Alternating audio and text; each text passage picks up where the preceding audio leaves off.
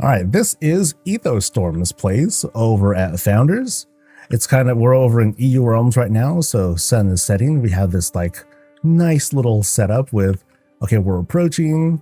It's as if we're approaching like after a long, hard days of work, we want to go back to our cave. Home sweet home. But very cool setup. Okay, so let's see what's going on. So we got this rock-shaped looking guy. House is totally skinned.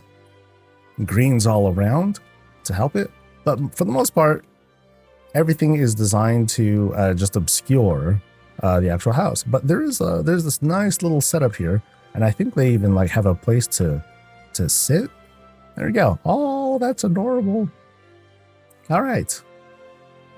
And we get to read our giant books and everything too. Sorry, I love trash talking on like the size of things, but that's just kind of how things go, right? But very, very nice. I hope there's like fishing equipment and stuff like somewhere down here. Because, we're like by the water. And there are like, okay, they're not fish. They're giant crabs, but, details. There's this interesting little in-between of stuff here. As if it's obscuring something that could be mysterious, but maybe not. Maybe it's no big deal.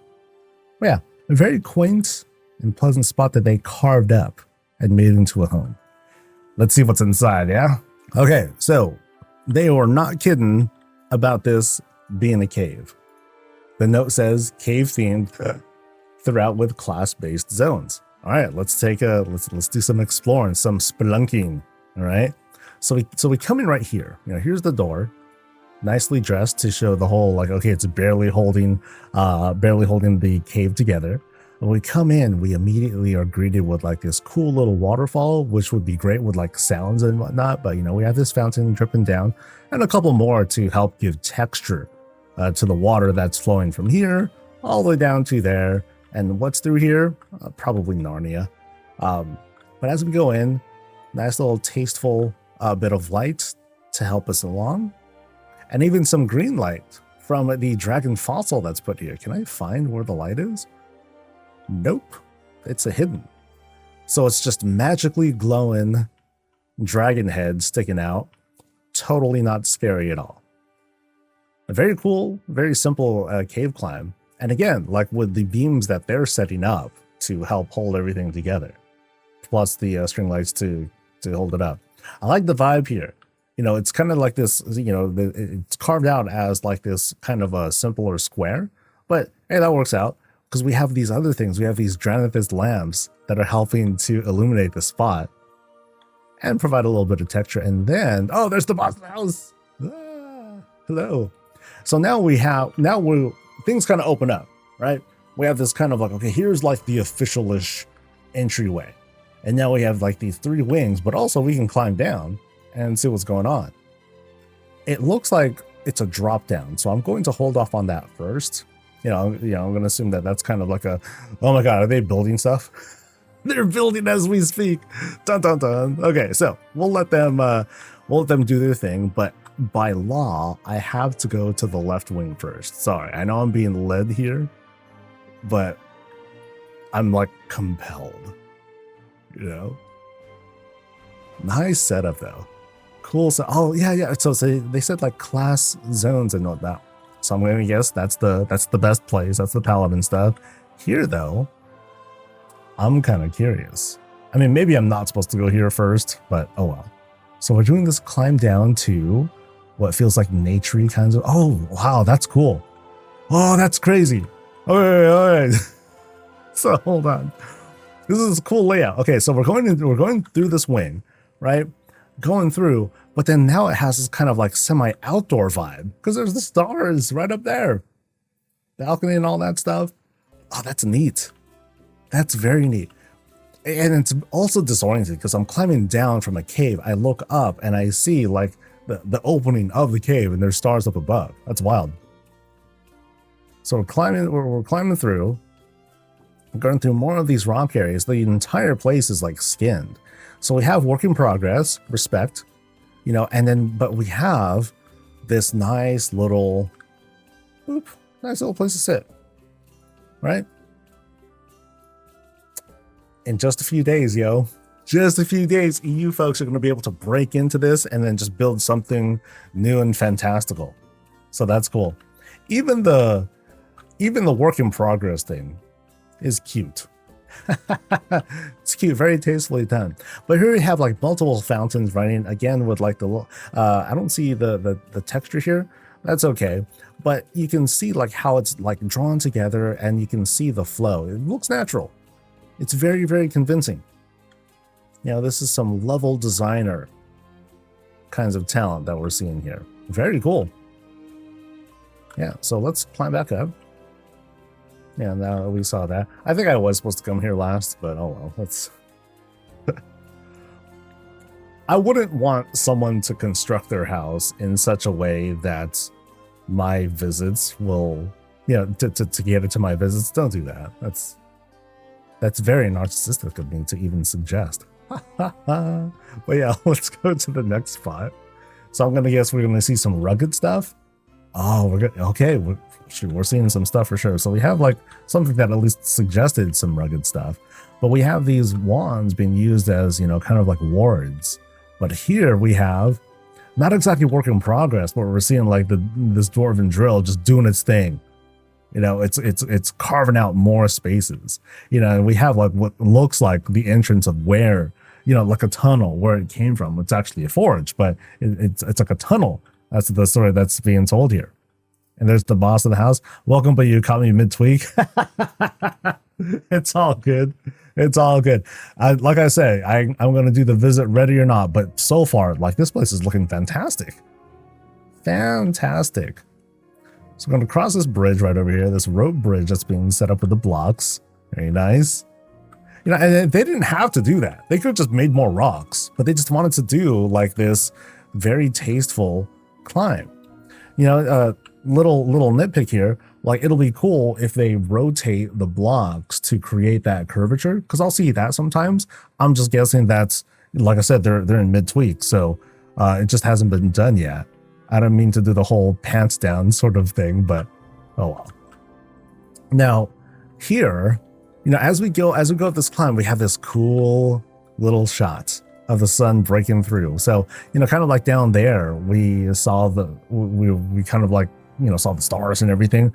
Obviously, the whole lighting and day-night cycle, that's kind of wonky, but we just have this cool illumination of this little effigy here. It's a little monument to whatever this is, whatever creature this is or was. And it's just nice. That's all it takes. Just nice. You have little bits of clutter here, you know, small like piles of leaves. You have a book there to like chill in. Can I? Oh, that's a candle actually. Oh, well, can I sit on that? No. And then right up top, we have this kind of shaman-y altar of sorts. So, you know, this is the nature stuff, but the druid stuff definitely looked like it was at the room that we were before. Now we have this kind of more rugged nature kind of vibe up here. The obviously shaman stuff. You know, we have the shaman banner that's right here, with their special like kind of chromatic fire that's running there. Very nice. You know, not every depiction of an altar has to be, hey, here's an altar with all this cool stuff. Instead, here's like this room that creates its own sort of character. That's neat. But it's also a little bit more than that, because right below you have like some dwarven tech that's running. So it's like, hey, we're trying to make this depiction of nature and all that stuff with all these different themes. But then, you know, on the side, it's like, okay, we got to build this thing. It's, you know, it's not just magic, yo. You know, hard work goes into setting this place up. So now let's go into the paladin spot.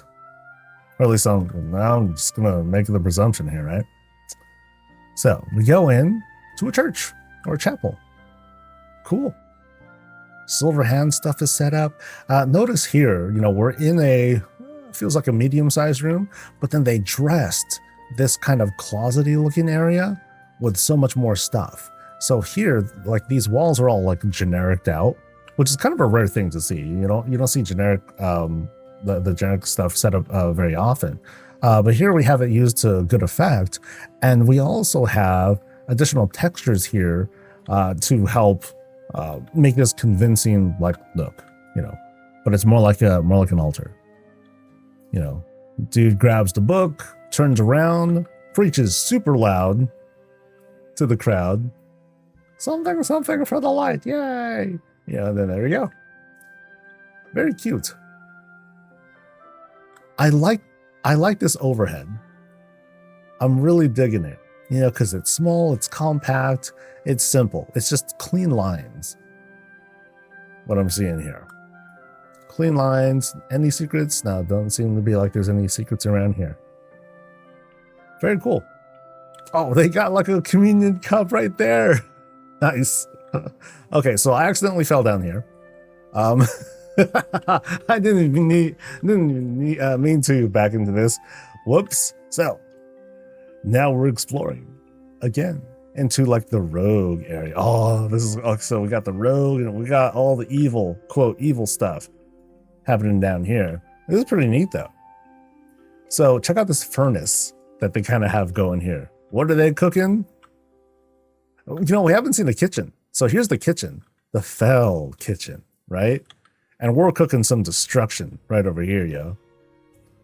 Yeah, nice little bits of detail. Nothing too crazy or complicated, but I do like this whole little like Fell furnace kind of thing going on. And then back here, kind of more warlocky stuff going on, or at least like the magecraft side of things. What are we learning how to do? Evil stuff. Okay, not evil stuff, just like morally gray stuff, I suppose. But the warlocks do have something planned for Gilneas. I hope they have new maps soon, because I can only talk about Gilneas so much. Oh no, what's happening to Reptar? Oh no! Reptar got cut. Damn! Oh man. Well, oh. And Mr. Snuffles too. Oh, okay, that's brutal. That's rough, because Reptar is finished and Mr. Snuffles is still alive, and he watched his friend, and he's next. Oh no. Oh, poor guy. And then they get thrown in here. So that's all the stuff, because red and blue make green in World of Warcraft, that is. So that's rough. Poor guys. What do they do to you, man? I want to see a thing one day where Reptar and Mr. Snuffles and all the animals, they just take over, you know, and they're like, you know, we're gonna rise up. I want to see this whole like rebellion base where they're arming up for battle or something like that. Anyway, here we have a little bit more stuff that's under construction, totally understandable, and the budget's full too. Yeah, so there's lots of small details here, especially with the rocks, that help to shape like this whole very, very cool setup. You know, it's like a warband clubhouse, and they all carved out their cool little spaces for themselves. It's hella neat. I love the cave vibe here. Whoop.